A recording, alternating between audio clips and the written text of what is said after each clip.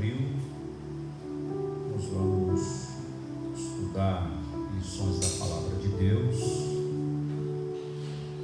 Esse tema fala sobre o Decálogo, a ética do Sinai. Lição de número 2, que fala sobre o tema existe somente um Deus,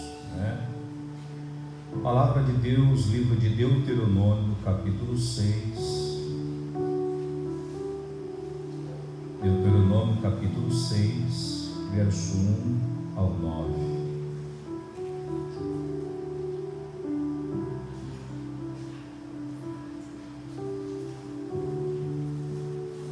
Diz assim o verso de número 1: Estes, pois, são os mandamentos, os estatutos e os juízos que mandou o Senhor vosso Deus, para se vos ensinar, para que os fizesseis na terra a que passais a possuir, para que temais ao Senhor teu Deus e guarde todos os seus estatutos e mandamentos que hoje eu te ordeno, tu e teu filho e o filho de teu filho, todos os dias da tua vida, e que teus dias sejam prolongados.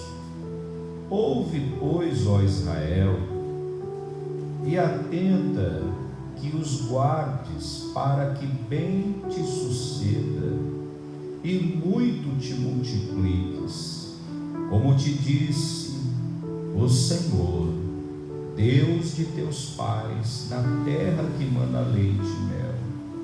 Ouve, Israel, o Senhor nosso Deus é o único Senhor.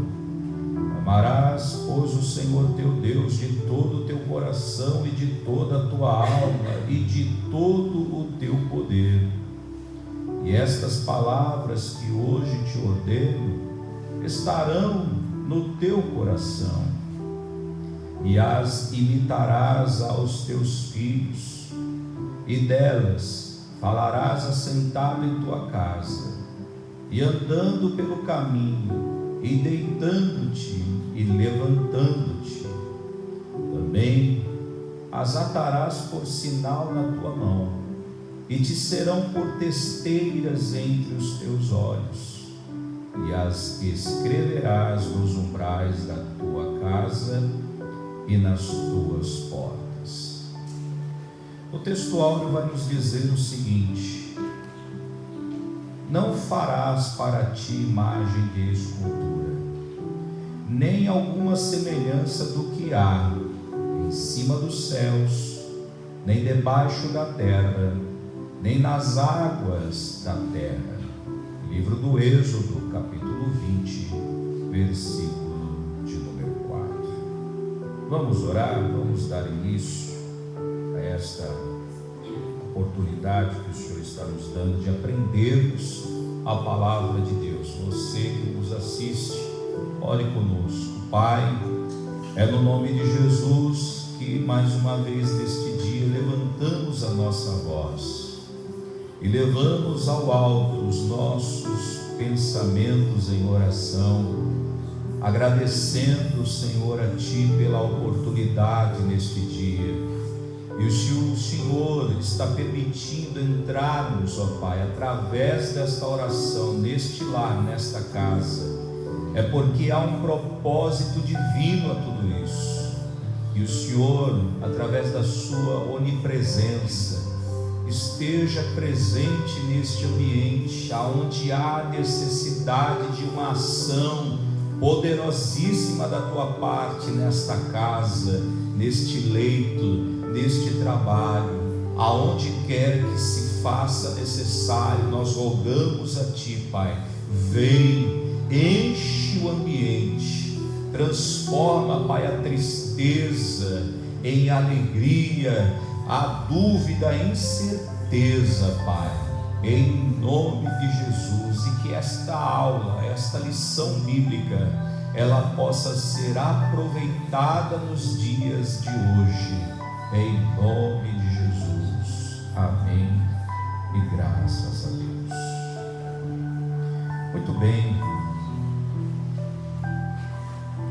Esta lição, ela vai falar, na verdade, ela é uma continuação da lição de número 1, quando a Bíblia nos fornece, o conhecimento dos 10 mandamentos. Conhecimento que eu falo é saber por que ele foi, para quem foi escrito, E o autor, nesta manhã, ele vai falar sobre essa direção que Deus dá ao povo hebreu quando ele tira o povo da escravidão do Egito.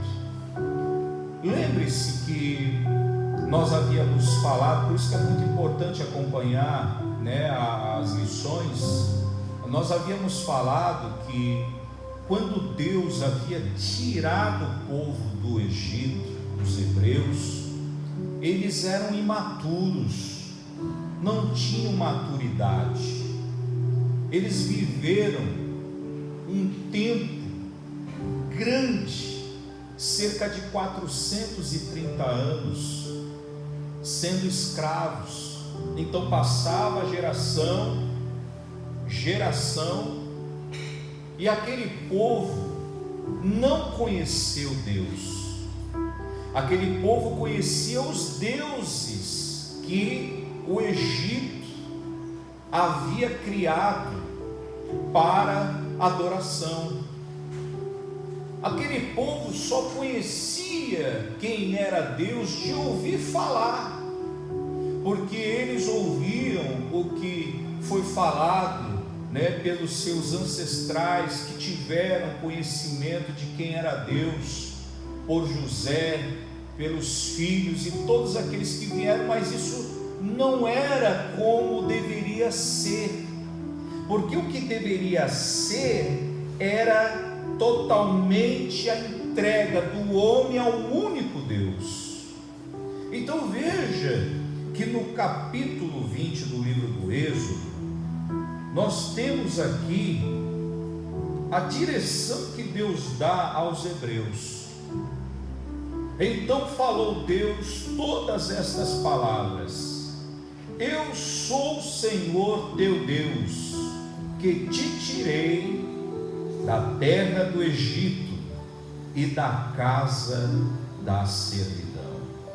Deus, ele fez questão de lembrar à nação hebreia o que ele havia feito, e deixou isso como estatuto, porque isso era como mostrar a eles, lembrar eles de quem os havia tirado da terra da servidão. Isso não era apenas para ser colocado, isso era para ser vivido, lembrado, guardado, mantido. Veja que no momento que o Senhor, ele começa prefaciando os mandamentos com esta lembrança, Deus, ele tinha expectativas, e a primeira expectativa que Deus tem é de fazer com que o povo fosse grato. Deus esperava que os hebreus fossem gratos por aquilo que ele havia feito na vida deles. Veja que o povo hebreu não tinha literatura como nós temos hoje a palavra de Deus, da maneira que ela é, como ela é. Eles não tinham nada. A única coisa que eles tinham era o conhecimento desse Deus pelos seus antepassados. Deus, sabendo disso, Deus entra com esta grande providência, e no verso de número 3, Deus, ele vai dar agora mandamento. O primeiro mandamento é esse: não terás outros deuses diante de mim. Ora, na verdade, não existe outros deuses. Na verdade, só existe um único Deus. Eu vou repetir o que eu estou falando. Não existe outros deuses. Isso, na verdade, é uma idolatria, né, na mente das pessoas. E nós vamos ver isso melhor quando formos estudar a lição de número 3, que vai falar sobre a idolatria, né? Deus deixou bem claro que só Ele existe, só Deus existe, Ele é o único Deus, Ele é o Senhor dos senhores. Agora, observe que quando o povo sai do Egito, eles saem com tudo aquilo no coração. Eles saem sabendo que existem diversos deuses. Para cada ação ou para cada olhar do homem havia um Deus. Então veja que já antes de tirá-los da terra da escravidão, Deus já começa mostrando o poderio que só Ele existe, mais ninguém. Como? Através das 10 pragas. Deus começa mostrando através das 10 pragas que só Ele existe, não existe outro Deus além dele. Você vai notar que na primeira praga que Deus derrama, essa primeira praga, ela foi justamente para mostrar que não existe outro Deus, porque essa praga que veio, ela transforma o rio Nilo em sangue. O rio Nilo se torna em sangue. Quem era o Deus do Nilo naquela época? Quem os egípcios adoravam naquela época? Justamente Ísis.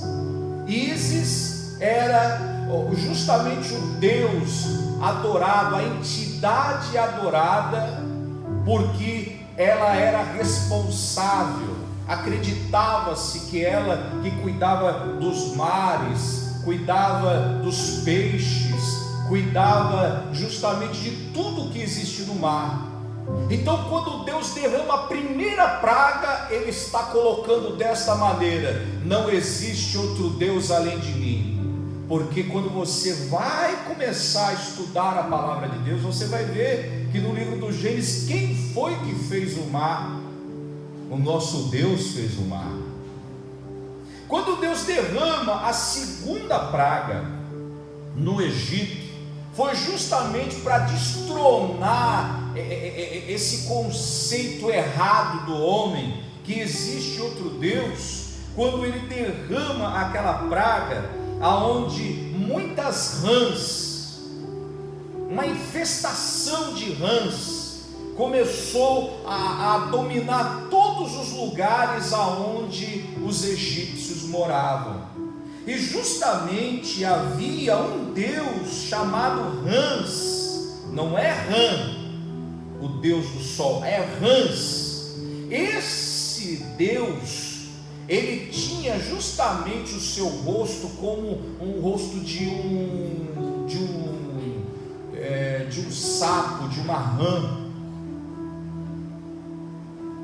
Deus, quando derrama essa praga, Ele está dizendo que não existe outro Deus a não ser Ele.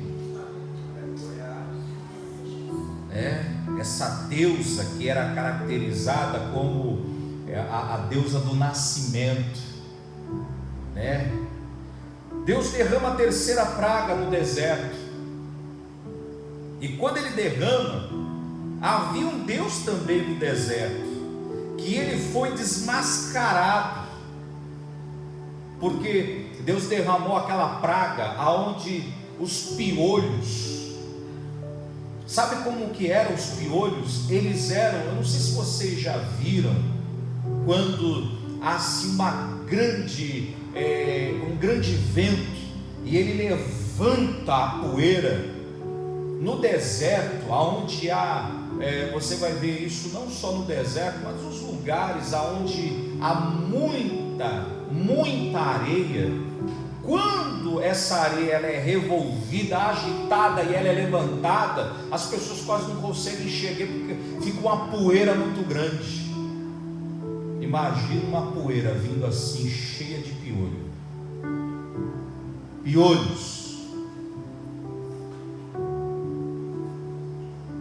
Deus estava dizendo: não existe outro Deus, porque este Deus que é responsável pelo deserto, sou eu que fiz as porções secas que existem na terra.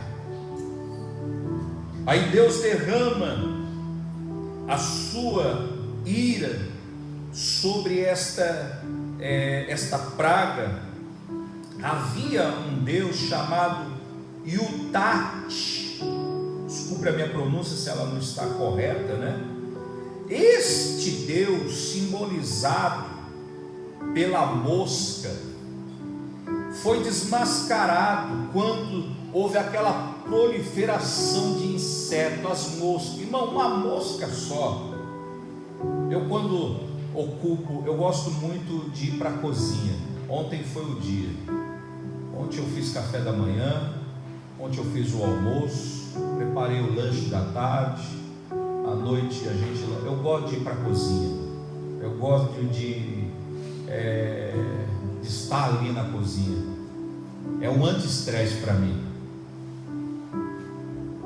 E às vezes a gente está ali cortando, né? Fazendo preparatório de tudo, mise en place, deixando tudo já cortadinho, tudo já preparado, só para você utilizar quando você for preparar o alimento. Daqui a pouco aparece uma mosca, né? Mosca, a gente sabe que ela contamina o ambiente, ela é cheia de contaminantes aí, micróbios e bactérias ali, né? A gente já enxota aquilo. Agora você imagina lidar com um monte de mosca em todos os lugares ao mesmo tempo.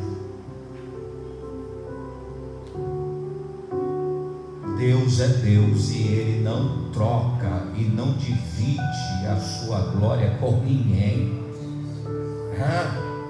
Porque Deus desmascarou, dizendo: bom, já que eles adoram esse Deus, que eles estão dizendo que é Deus responsável pelos insetos, cadê agora o controle? Imagine, irmão, aqueles mentirosos, profanos, que diziam que eram sacerdotes dessas legiões aí, começando a pedir, não resolvia nada. Deus estava mostrando para os egípcios, e mais ainda para os hebreus, quem de fato Deus era, o único Deus. Aí vem aquela praga, que todos os animais, assim, todos que eu estou falando, o gado, a vaca, o boi, eles passam a morrer. Imagine, irmão, todos aqueles animais morrendo, porque havia uma entidade idolatrada pelos egípcios naquela época também, que era justamente Hathor, a deusa do gado. Ela tinha cabeça de vaca, e Áspis, que era o deus boi, e eles foram ridicularizados pelo Senhor quando o Senhor matou todo o gado. Às vezes as pessoas que não conhecem muito o Antigo Testamento, principalmente o livro do Êxodo, podem pensar assim: mas aquelas pragas foram mostrar, não havia um propósito maior, não era só por trazer a praga. Deus estava dando lições, Deus estava destronando a posição que é dele, só dele, desses deuses que haviam sido postos, e eram os deuses que os hebreus conheciam. Outro Deus que foi destronado foi o Deus da peste, porque Deus derramou uma praga e as pessoas começaram a ficar com sarna,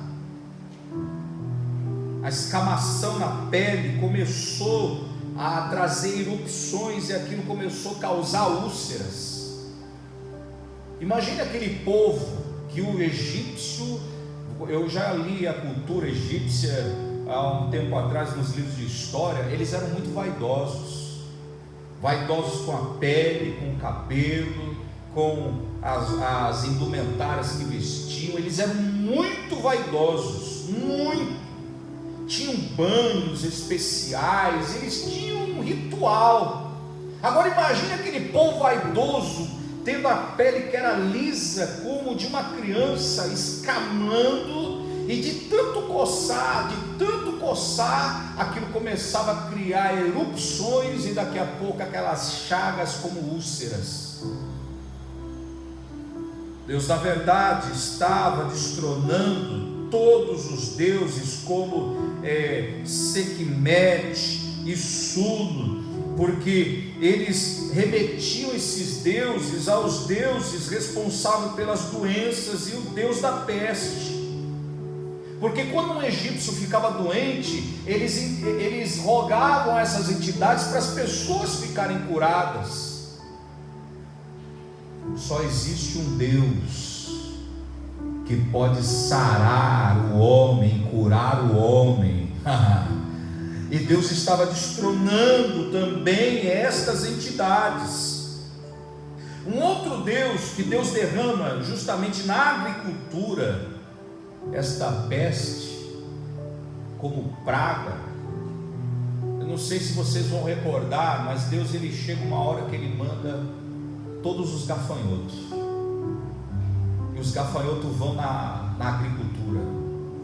Eu li uma matéria há uns 2 anos atrás que havia uma nuvem de gafanhotos que tinha vindo de um outro, eles conseguiram atravessar de um continente para o outro, segundo a matéria, e eles estavam destruindo as lavouras, dizimando mesmo, destruindo tudo, porque eles nunca tiveram infestação naquele lugar. Agora imagine, irmão, nuvens e nuvens de gafanhoto vindo, destruindo tudo, acabando com tudo, tirando a provisão do Egito.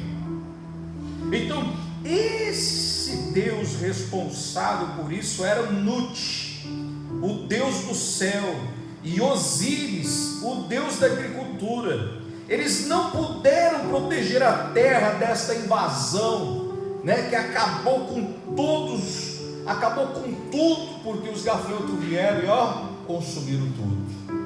Outro Deus que era justamente esse que eu havia mencionado é o Deus Ra, o Deus do sol. Ele não pôde trazer luz, porque o que o Senhor fez? Como está escrito no livro do Êxodo, no capítulo 10, a Bíblia diz que naquele momento houve trevas sobre o Egito. Mesmo o sol brilhando, Deus, ele escurece o sol. E você pode me perguntar, mas como é que Deus conseguiu isso? Ora, se eu for estudar os astros, se a lua ficar na frente do sol, ela vai esconder o sol, e não haverá luz, haverá justamente escuridão no lugar.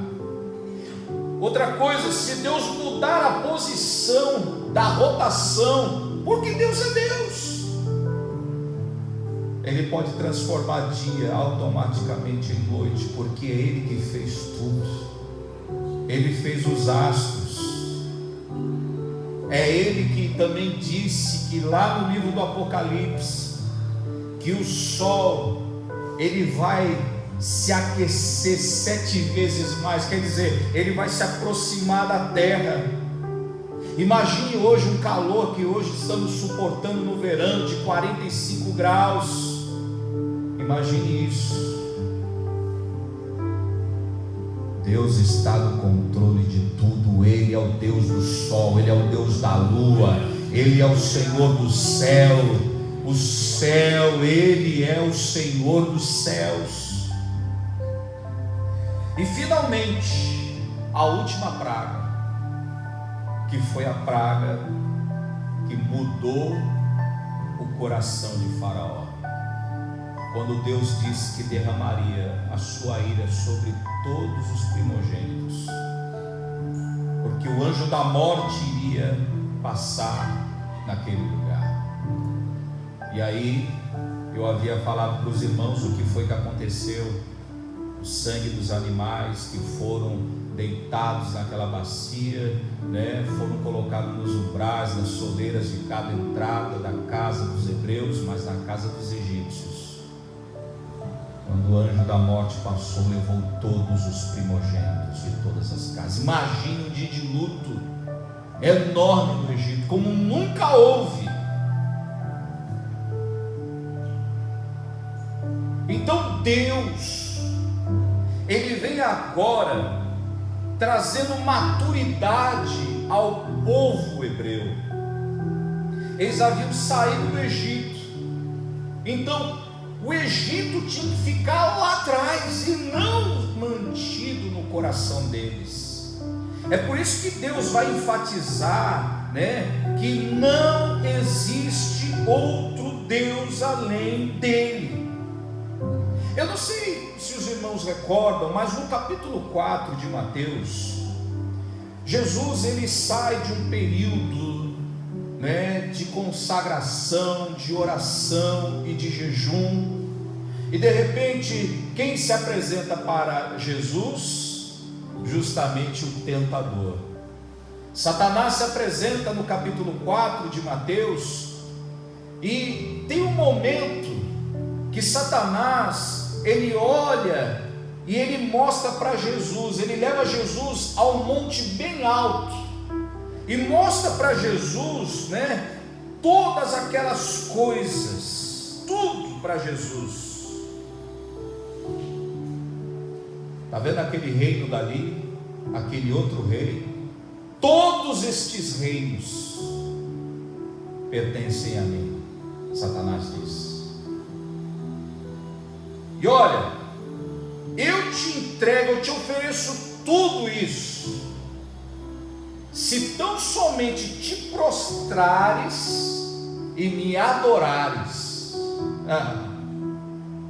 Jesus diz: Satanás, pega a tua mala e vai embora, porque está escrito: somente ao Senhor teu Deus adorarás. Quer dizer, somente a Deus, só existe um Deus.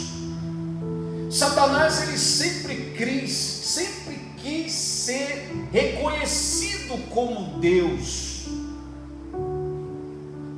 mas só existe um Deus.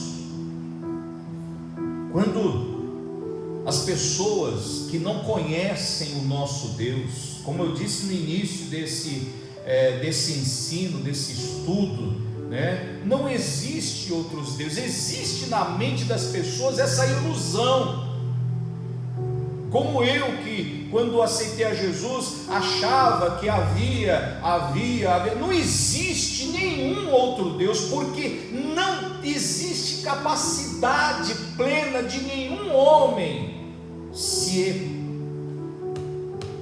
equivalar a Deus.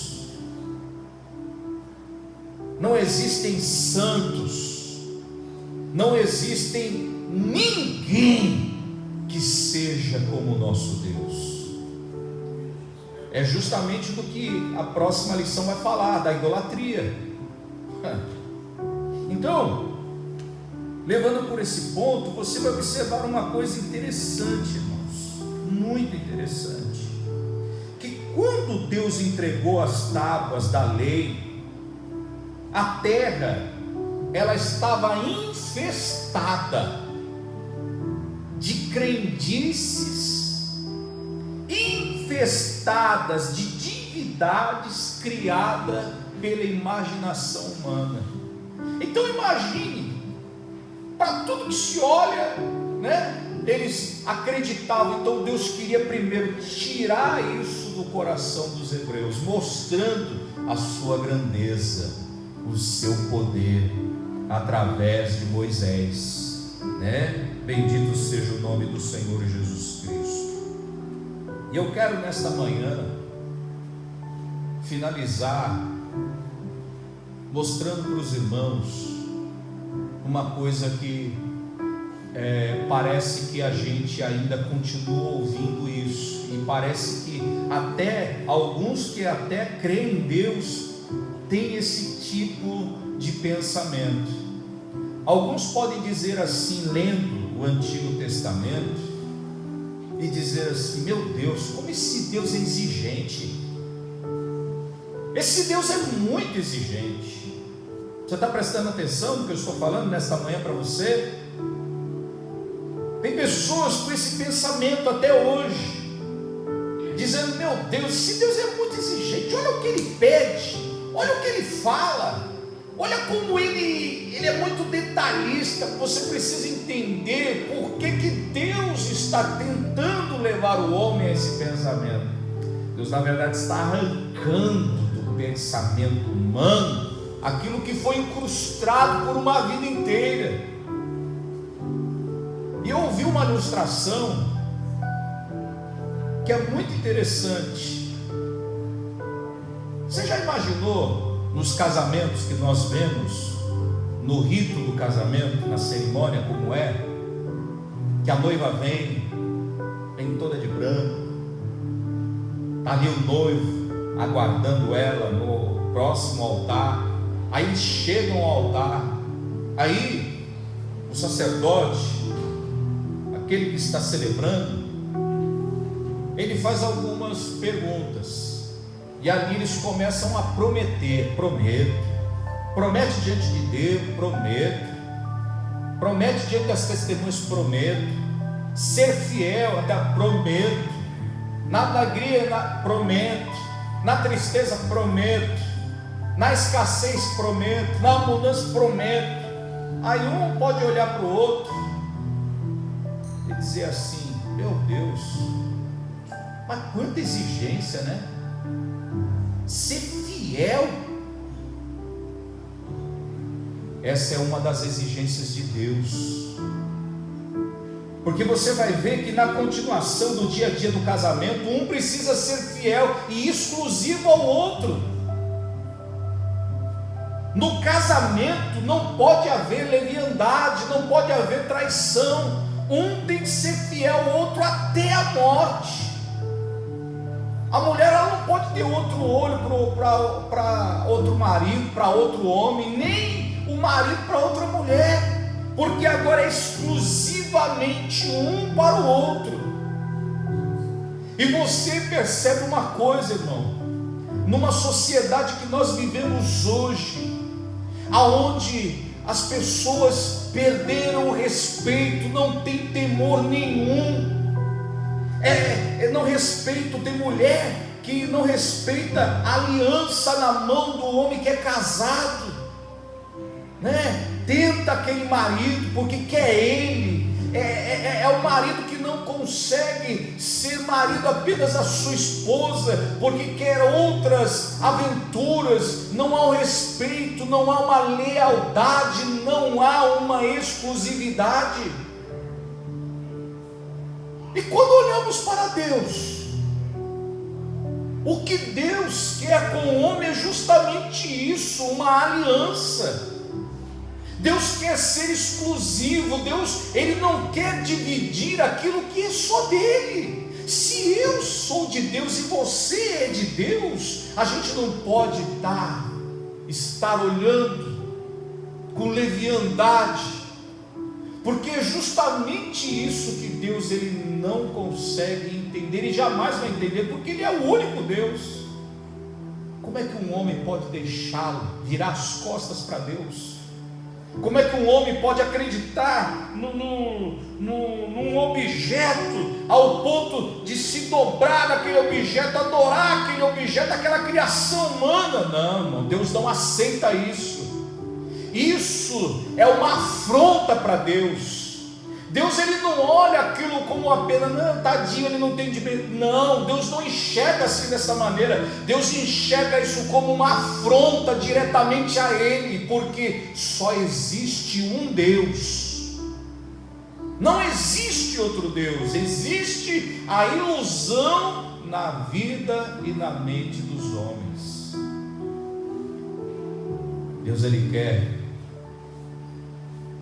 como nesse tempo, quando nós levantamos a mão e o aceitamos como o único e suficiente Salvador, e assim como é num casamento, que o segundo passo depois do namoro é o noivado, aonde há um compromisso ali. Deus, ele quer compromisso com quem o aceitou.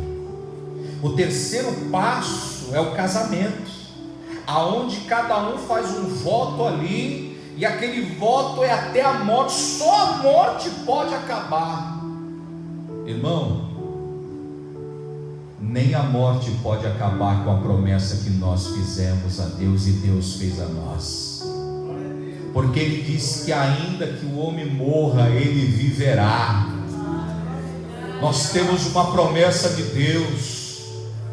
Deus, ele quer andar conosco até o fim. Infelizmente a Bíblia diz que todos pecaram e nós vamos morrer, porque infelizmente nesse corpo aqui corruptível ele vai ter que descer à sepultura, a não ser que Jesus venha buscar a igreja e nós seremos arrebatados, transformados. Mas se até esse dia chegar, se nós precisarmos deitarmos à sepultura, esse corpo aqui ele vai morrer, mas a minha e a tua alma, de você que me assiste, você que me ouve, a nossa alma, o nosso espírito que pertence a Deus, nós não vamos experimentar a segunda morte.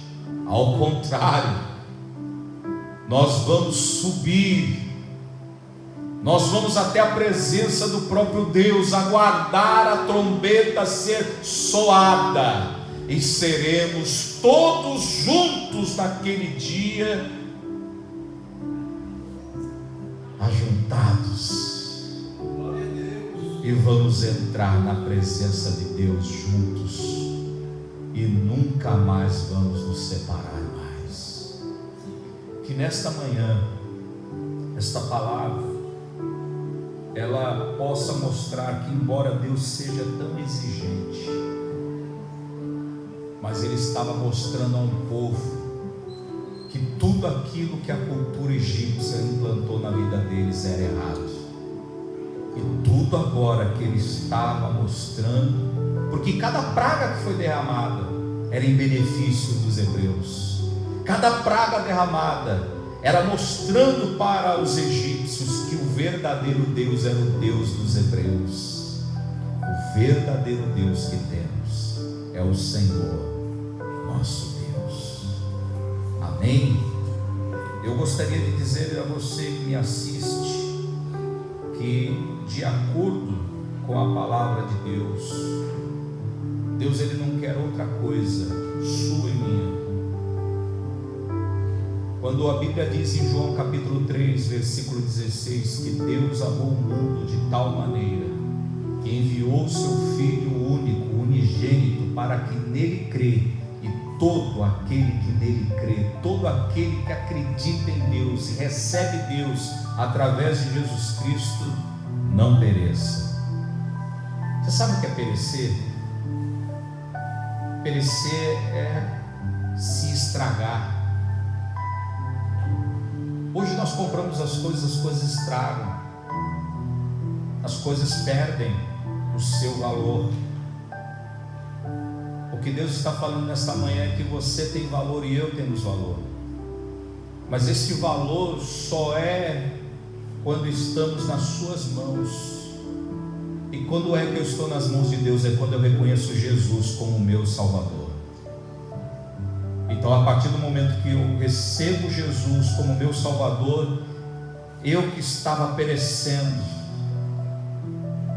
agora o Senhor, Ele resgata-me, e agora Ele coloca na minha vida sal, e esse sal vai conservar a minha vida até o último dia. Aleluia! Por isso que Jesus disse assim: vós sois o sal da terra. Vós sois o sal da terra.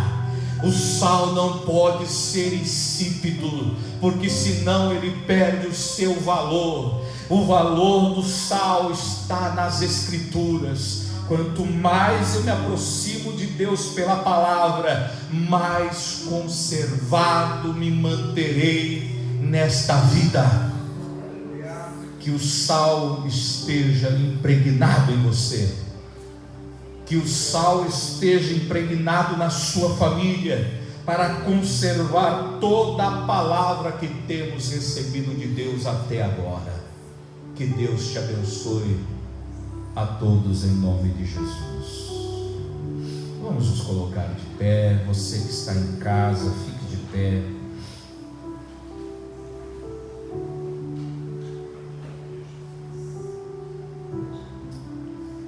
Essa lição que fala que só existe um Deus, eu não sei porquê, mas eu sinto esse desejo de dizer para você que talvez me assista agora, ou está me assistindo por agora, depois de algum tempo que esta mensagem foi gravada.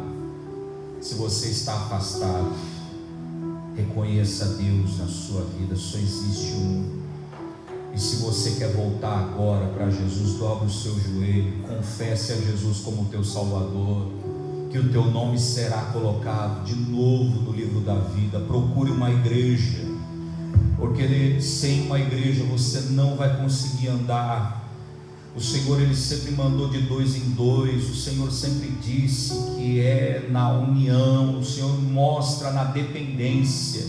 Procure uma igreja, fale que você voltou, peça ajuda, porque Deus, Ele tem o melhor para a sua vida. Vamos orar.